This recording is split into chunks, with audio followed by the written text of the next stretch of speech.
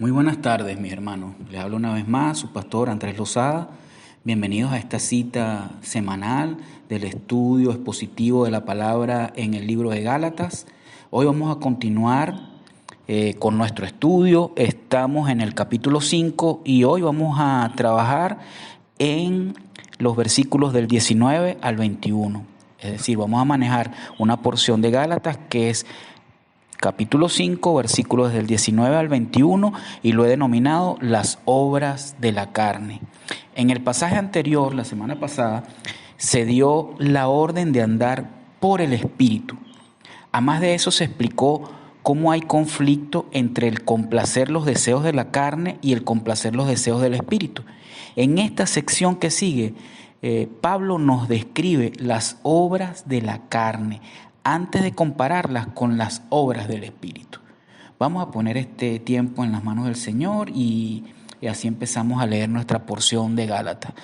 Señor, mi Dios bendito, te damos gracias una vez más.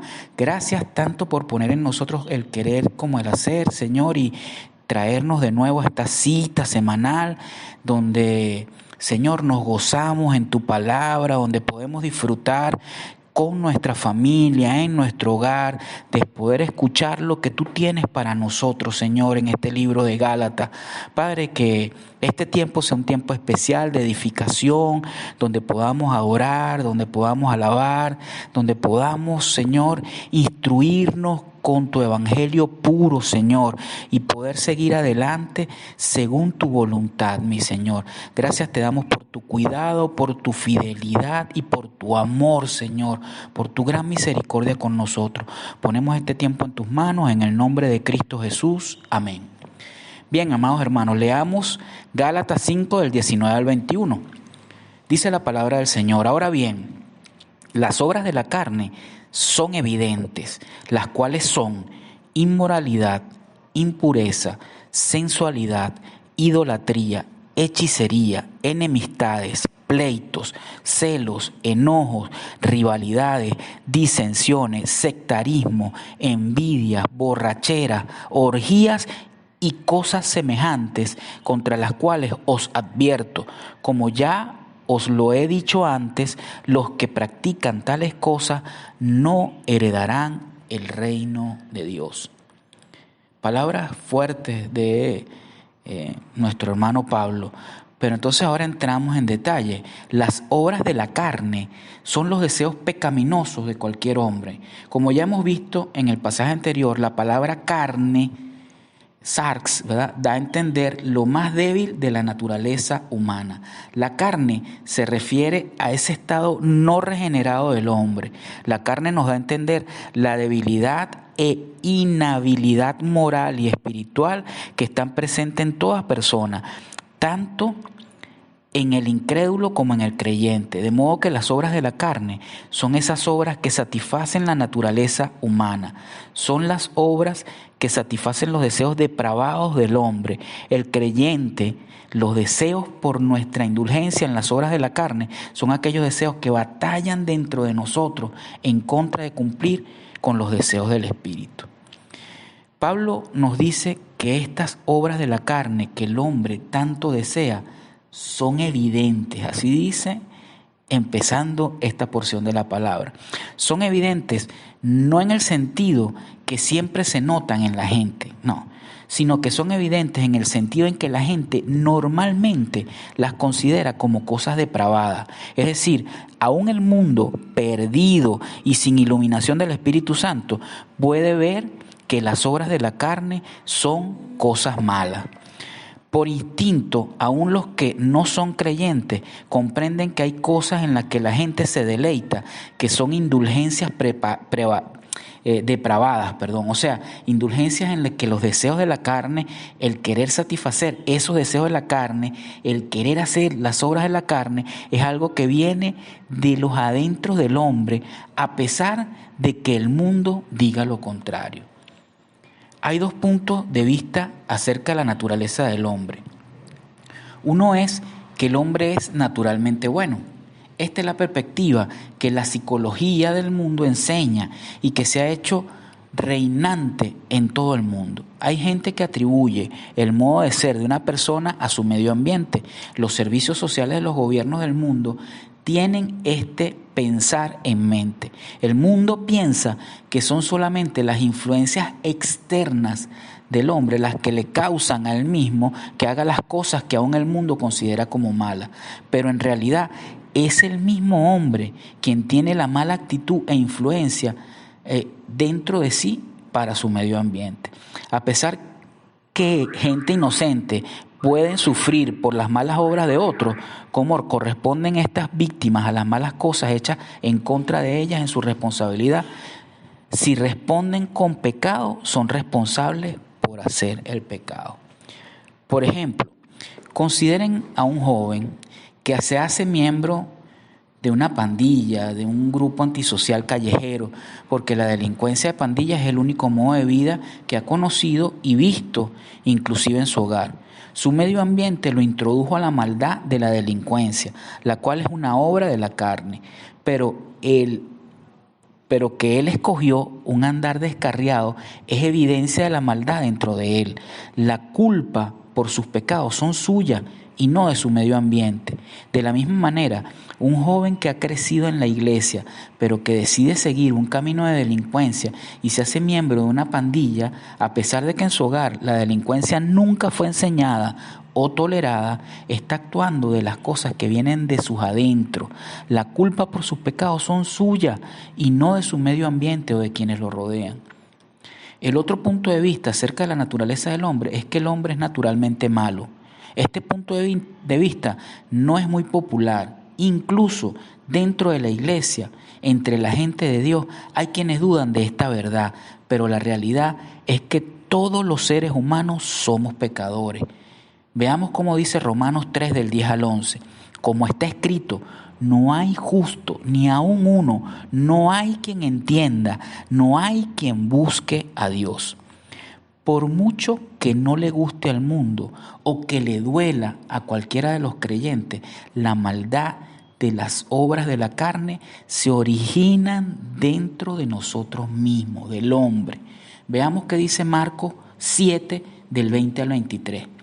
Y decía, lo que sale del hombre es lo que contamina al hombre, porque de dentro del corazón de los hombres salen los malos pensamientos, fornicaciones, hurtos, homicidios, adulterios, avaricias, maldades, engaños, sensualidad, envidia, maledicencia, soberbia, insensatez.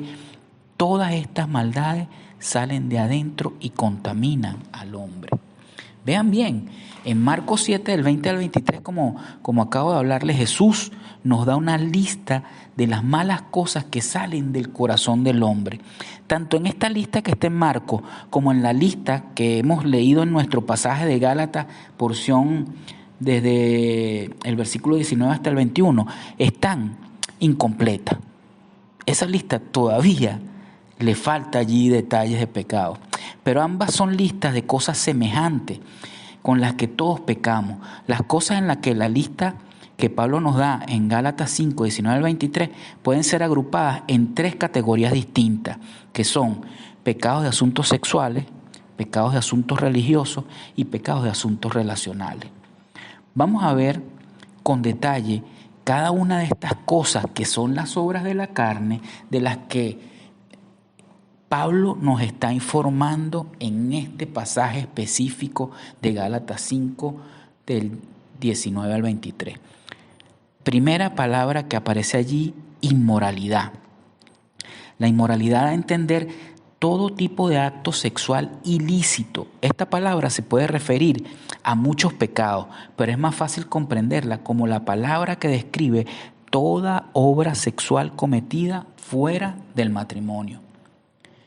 La segunda palabra que aparece allí es impureza, que quiere decir suciedad. Esta palabra era un término médico usado para describir una herida con infección. Sin embargo, es usada de una manera figurativa en varios pasajes bíblicos, dando a entender la suciedad espiritual. En otros, la suciedad ceremonial y en otros, como en nuestro pasaje, la suciedad moral. Nuestros propios pensamientos pueden fácilmente causar que haya impureza en nosotros. También está la palabra sensualidad. Sensualidad da a entender exceso, libertinaje, desenfreno, la ausencia de cohibición. Es una palabra generalmente asociada con el abandono a un gozo sexual. Da a entender la falta de pena al insultar la decencia pública. Esta palabra describe el tipo de ausencia de cohibición que vemos en los programas de televisión de hoy en día, en los cuales frecuentemente tratan con temas sexuales sin vergüenza alguna y sin desenfreno alguno. La otra palabra que tenemos allí es idolatría. Idolatría que está formada por las palabras eidolón, que quiere decir ídolo, y la palabra latreia, que quiere decir servicio. De modo que idolatría es el servicio, o más bien dicho, la esclavitud a un ídolo. Un ídolo es algo creado tanto por el hombre, que puede ser una de estas estatuas o figuras, o por Dios, como un demonio, al cual el hombre le da el servicio de alabanza que es solamente merecido por Dios. Un ídolo no solo tiene que ser una estatua, puede simplemente ser un modo de pensar que el hombre estima mucho y que lo distrae de la verdad bíblica. Casi cualquier cosa puede llegar a ser un ídolo. Hay gente que tratan cosas inocentes o inofensivas, cosas que en sí no son malas, pero las tratan como ídolos. Por ejemplo, la dedicación que algunos le ponen a un deporte, a un hijo en particular, a un padre, a una novia, al carro, a un pasatiempo, puede hacerse una idolatría. La palabra que viene es hechicería, pero quiero que presten atención un poquito con esta palabra, porque esta palabra es traducida del griego parmakeia, que originalmente era usada en asociación con el tomar medicamentos. La palabra llegó a ser usada principalmente de drogas que alteran el estado mental y los sentidos, los tipos de drogas que causan muchos problemas ahora y que en tiempos antiguos eran usadas en ritos religiosos. Habían drogas que eran usadas en ceremonias paganas para obtener una embriaguez que en aquel momento creían que eran habilidades de comunicación con sus dioses.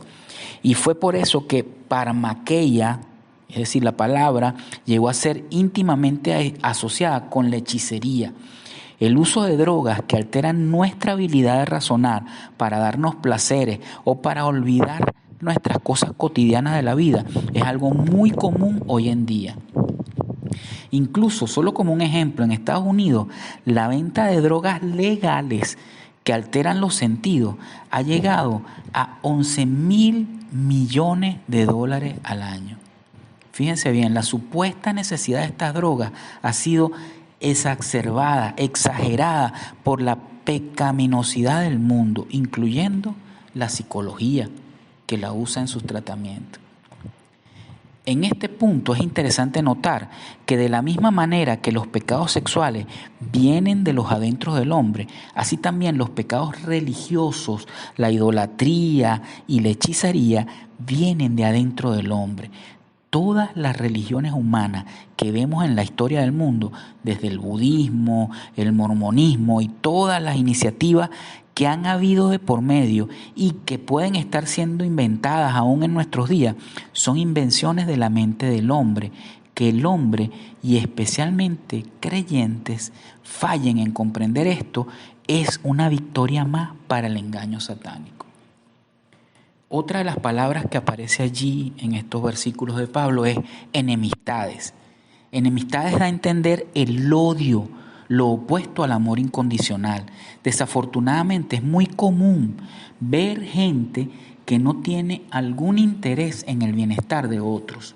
El orgullo de la gente los lleva a ser tan sensitivos que al ser ofendidos de algún modo responden con enemistad. Palabra seguida es pleitos. Pleitos viene de la palabra griega eris y da a entender la presencia de hostilidad y odio. La cantidad y la frecuencia de guerras son evidencias de cómo la gente entra en pleitos, pero los pleitos no existen solo entre países, sino que también entre personas. Con solo Manejar hoy en las calles, en las carreteras de nuestro país, con montarnos tan solo en el transporte público, podemos ver muchos ejemplos de qué tan fácilmente la gente comienza a generar pleitos. Luego está la palabra celos. Celos se refiere a una forma de enojo, de molestia y de resentimiento que es causado por la codicia. La codicia es el desear lo que otra persona tiene. Los malos tiempos económicos por los que estamos pasando en nuestro país han causado que muchos de los afectados financieros codicien lo que otros tienen, es decir, alberguen en su corazón celo. Luego está la palabra enojo. Es siempre usada para dar a entender algo muy malo. Da a entender molestias fuertes pero temporales, momentos de ira sin control, así como enemistades motivan a tener pleitos, también los celos motivan a tener enojos. Después tenemos la palabra rivalidades, que denota la ambición y el buscar ventaja propia sobre otro. Es el tipo de comportamiento que causa que algunos se levanten o se enaltezcan para buscar su propia voluntad o conveniencia. Después está la palabra disensiones. Da énfasis a personas que toman el lado de alguna persona sobre el lado de otra, como gente que causa divisiones entre los creyentes, divisiones entre la propia iglesia. Hay que tener cuidado con esto, hermanos. Luego tenemos la palabra sectarismo. La palabra sectarismo denota el escoger una opinión en beneficio propio que sustituye la sumisión al poder de la verdad. Por tanto, este escoger lleva a la división y formación de sectas o partidos. Estas erróneas opiniones que la gente escoge resultan por preferencia personal o por la posibilidad de obtener algo a cambio, alguna ventaja. Luego está la palabra envidias. Envidias que expresa el sentir desagrado o disgusto producido al ver u oír de la prosperidad de otros. Envidia es diferente a celo, en el que la envidia desea despojar a alguien de lo que tiene, pero el celo solamente desea lo que otro tiene. Es decir, que la palabra envidia es como un celo exacerbado, porque llega al límite de querer arrebatar o despojar al otro de lo que tiene y que él desea. Es interesante notar que tanto rivalidades, disensiones, sectarismo y envidia son pecados más detallados que los anteriores en la lista. Estos 4 representan animosidades entre personas o grupos que a veces continúan por mucho tiempo después de la causa inicial del conflicto. Luego las palabras borrachera denotan intoxicación habitual que resulta por beber o ingerir bebidas alcohólicas en exceso. Y finalmente está la palabra orgías. Orgías que da a entender el andar de parranda o el andar en fiestas o en locuras colectivas. Este es el resultado que le espera al que se emborracha. Fíjense bien cómo el apóstol Pablo concluye en este pasaje de una manera sobria en el versículo 21. La advertencia que Pablo nos da es algo muy serio. En su lista encontramos ejemplos de tantos pecados que es difícil no encontrar por lo menos uno del que somos culpables. Sí, me oyeron bien. Es una lista tan amplia que es difícil no encontrar por lo menos uno en el que somos culpables. Pero póngase, porque siempre hay alguien creativo que dice, no, yo no tengo ninguno de esos pecados. Si no lo encontramos allí en ese grupo de palabras que acabamos de mostrar, con la frase que Pablo culmina, y cosas semejantes, eso sí incluye las malas cosas que hemos hecho y que a lo mejor no están detallados en esa lista. Hay creyentes que han llegado a dudar de su salvación al leer este pasaje y honestamente se analizan a ellos mismos en medio de lo que dice la palabra. Pero si estudiamos bien ese versículo 21 más detalladamente, podemos ver ¿qué es lo que el apóstol en realidad estaba advirtiendo? La palabra clave en este pasaje es la palabra practican. Oigan bien, la gramática de esta palabra es que es un participio presente activo, lo cual indica que la acción con la que está asociada es algo que está en continuo progreso, sucediendo de manera continua y progresiva. De modo que es por la continua práctica de estos pecados por la que Pablo advierte a los Gálatas que una persona no heredará el reino de Dios. Es decir, es por la práctica habitual de las obras de la carne que Pablo nos da su advertencia. Por la gracia de Dios, en la Biblia, el carácter de una persona siempre es evaluado por sus obras habituales y no por sus obras casuales. Así que, queridos hermanos, no dudemos de la misericordia y la gracia de nuestro Señor con nuestra salvación, pero tampoco juguemos con los preceptos de nuestro Señor. Por favor, tratemos de tener en nuestro andar esa cercanía, esa conexión espiritual con nuestro Señor, poder alejarnos cada vez más de los deseos de la carne, mantenernos firmes en esa lucha y realmente andar en el Espíritu es lo que el Señor tanto desea de nosotros.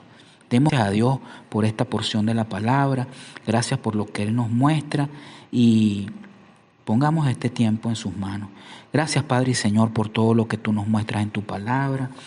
Infinita es tu misericordia, Señor, con nosotros, que aún estando en esta carne, siendo pecadores, Señor, tú cuidas de nuestro andar. Tú deseas, Señor, que nosotros no perdamos el horizonte, que nosotros mantengamos la mirada puesta en ti, independientemente de las circunstancias, de lo difícil que se puedan presentar las situaciones, nos podamos dar cuenta que en todo tiempo, en todo momento, tanto de escolta como de guía te tenemos a ti, Señor, y tenemos a nuestro Señor Jesucristo como abogado de nosotros en el cielo. Gracias te damos, Señor, por haberte fijado en nosotros y por, en tu infinita misericordia, darnos la oportunidad, Señor, de volver a ti, de poder llegar a ti, Señor, y poder gozarnos una vez irnos de este mundo, Señor, a estar en tu presencia. Gracias, Señor, por tu amor infinito hacia nosotros. Lo ponemos en tus manos en el nombre de tu Hijo precioso Jesucristo, nuestro Señor. Amén.